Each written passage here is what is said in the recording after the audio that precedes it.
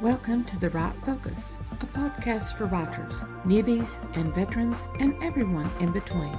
We're hosted by M.A. Lee with the assistance of Remy Black and Edie Rooms, all from Writers Inc. Books.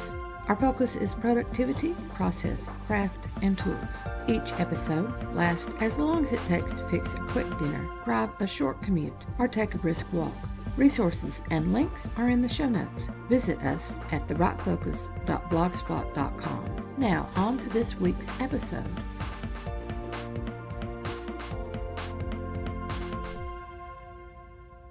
Hi all. We're on to our third check-in for the Summer Writing Challenge. As usual, I've overloaded myself in contemplating everything that I want to accomplish for June and July. To complete everything may take me into August, and I've already encountered one problem that may require me to extend the challenge into August. This requires me to admit that I've bitten off much more than I should have with my 3 projects, and the additional admission that I may switch a project in midstream if Project 2 continues giving trouble. Before explaining all that, let's get into the nitty-gritty of the past week. Everything done since our last check-in. The plan, remember, is writing 3 jobs each day, including jobs related to the writing business, not just writing itself. These jobs are related to 3 projects.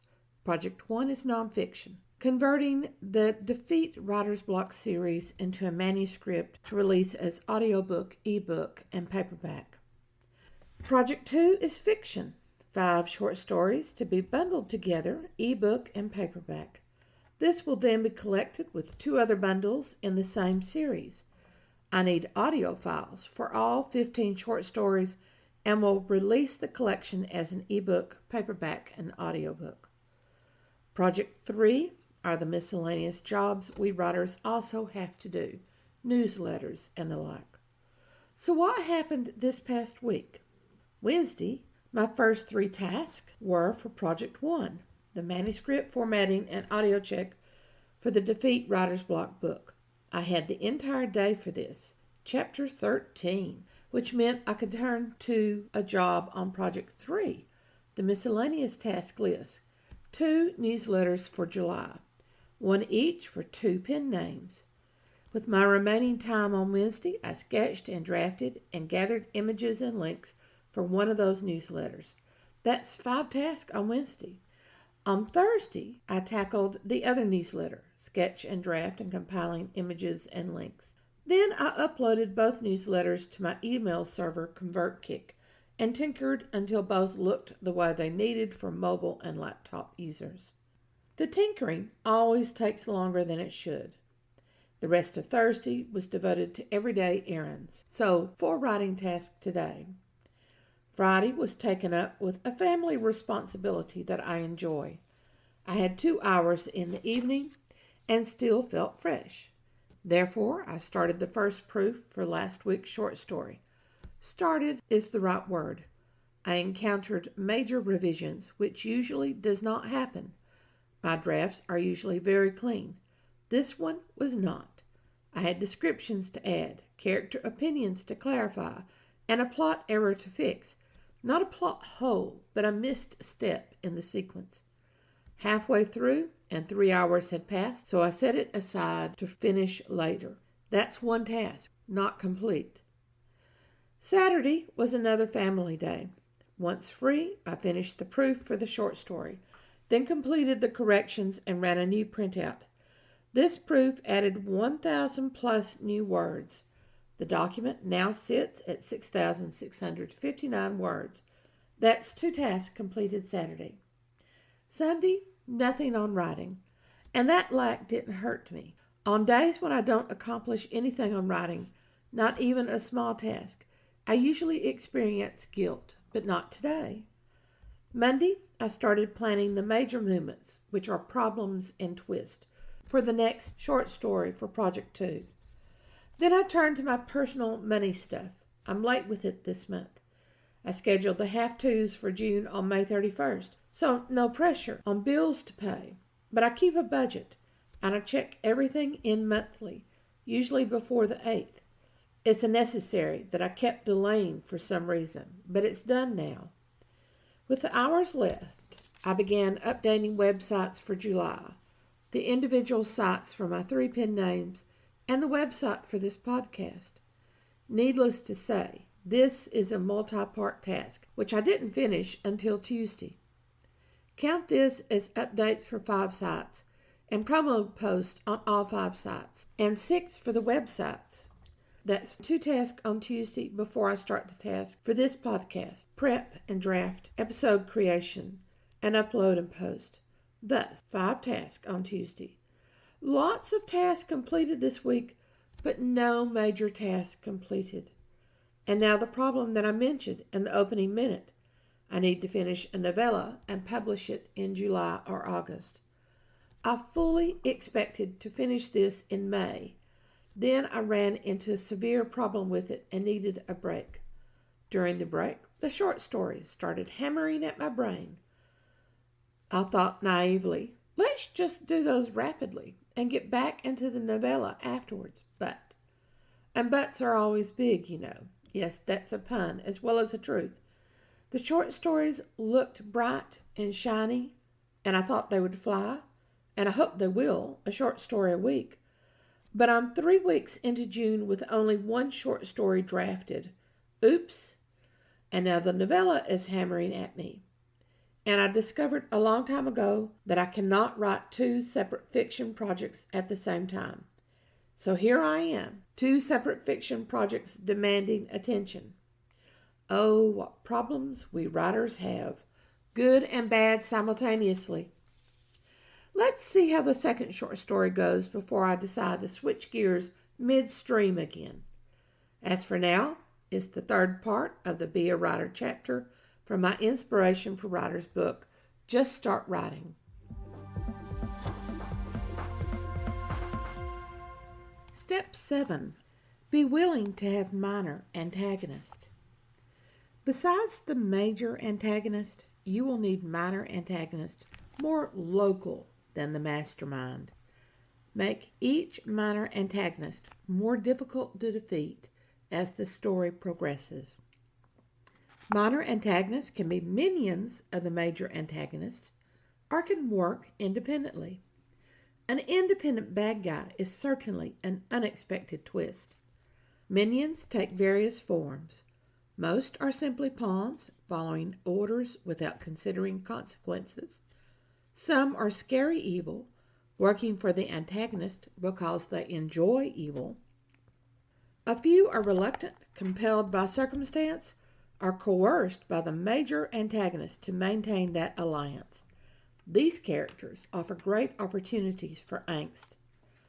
The best minions have plans to step in when the major antagonist falls.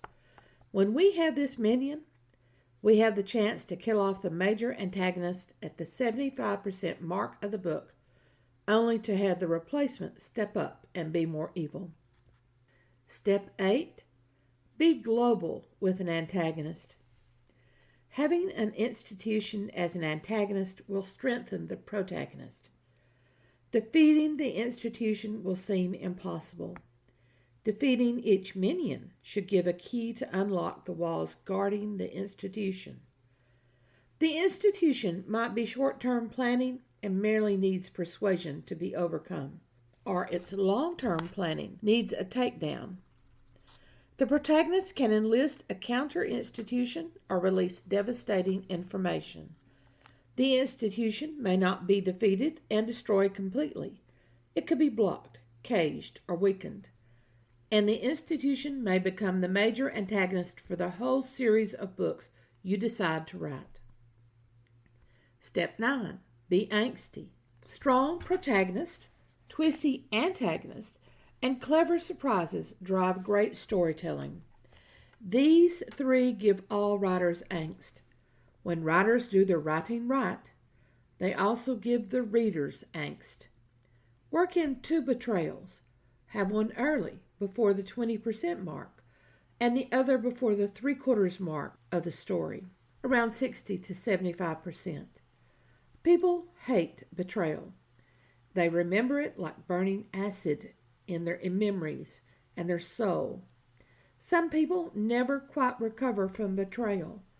Others keep waiting on the traitors to redeem themselves. That could happen. Mostly doesn't. The betraying character is often called a shapeshifter. We have two forms. The character who seems to be working for the antagonist, but is not. Either this character was trapped into the appearance of an alliance with evil, or this character is working on redemption. The other shapeshifter is a true traitor, the double agent, the one who appears to support the protagonist, but has been working for the antagonist the whole time. Save the exposure of the true traitor for the latter part of your novel. Step 10. Use surprise. When you're trying to think of how to surprise the reader and your antagonist, you need to reject what most people would think of. Think harder. Not the first or second event you think of. Go to the third or fourth. Surprises keep stories moving and readers reading.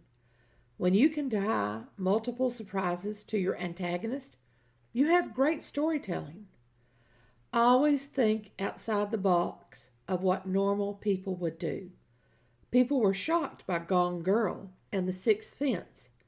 I figured both out from the promotions, but then I've taught story structure and character development for decades. Tilt your head sideways with your betrayals and antagonists and angst and surprises.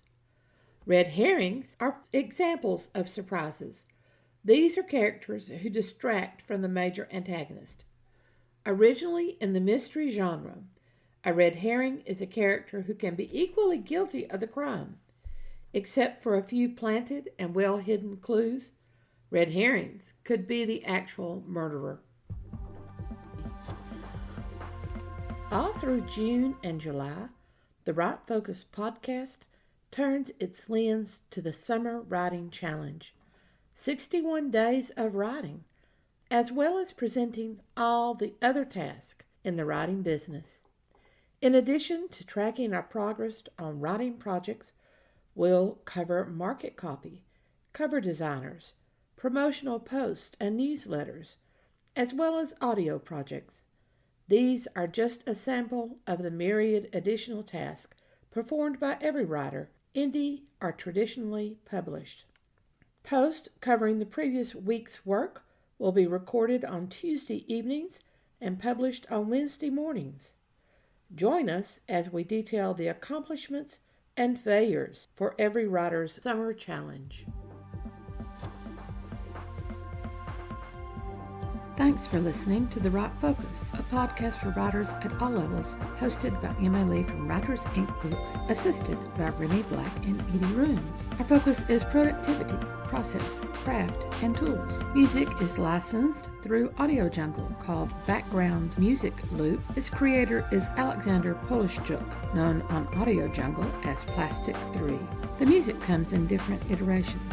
Show notes and resource links for this and other episodes can be found at therightfocus.blogspot.com. Write to us at winkbooks@aol.com when you have questions, comments, and speculations. We will try to answer you as quickly as possible. By the way, we will not mind your email address. That's rude. If you find value in our content, share with your writing friends or write a review. We're small beans here without the advertising budget of the big peeps, and you can make a difference. And whatever occurs, write on.